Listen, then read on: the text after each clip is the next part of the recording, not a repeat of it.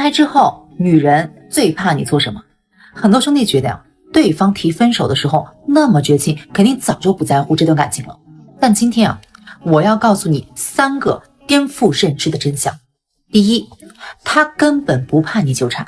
你以为他对你冷言冷语说别再找他，是真的想断干净吗？其实啊，多半是在试探。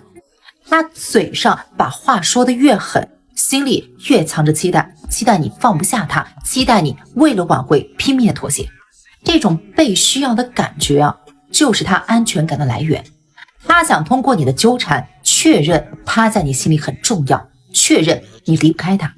可一旦你不吵不闹，安安静静的收拾好情绪，头也不回的离开，那种失去掌控的感觉会让他措手不及，甚至产生他才是被抛弃的人的错觉。他之前装出来的冷漠和决绝瞬间都会露怯。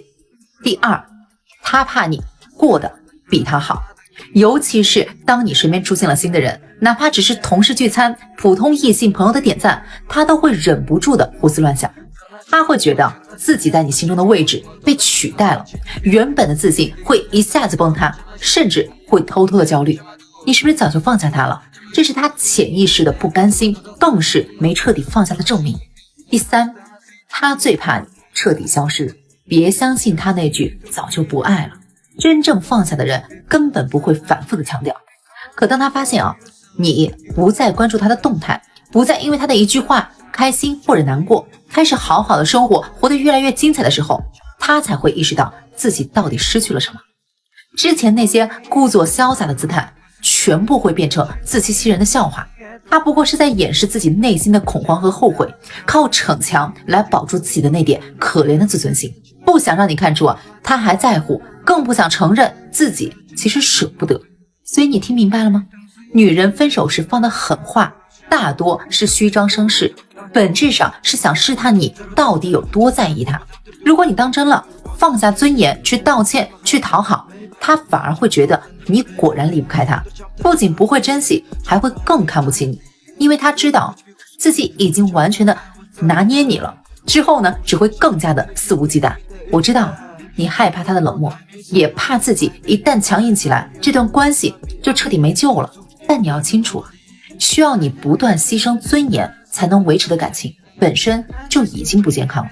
他之所以敢这么对你，不是因为你不够好，恰恰是因为你太好、太善良、太容易心软，所以他才敢一次次的得寸进尺。你要是没有看透这一点，你只会掉进他的情绪陷阱里，他会用沉默逼你妥协，等你被逼到崩溃快要放弃的时候呢，又突然的对你示好，装作救世主一样给你希望。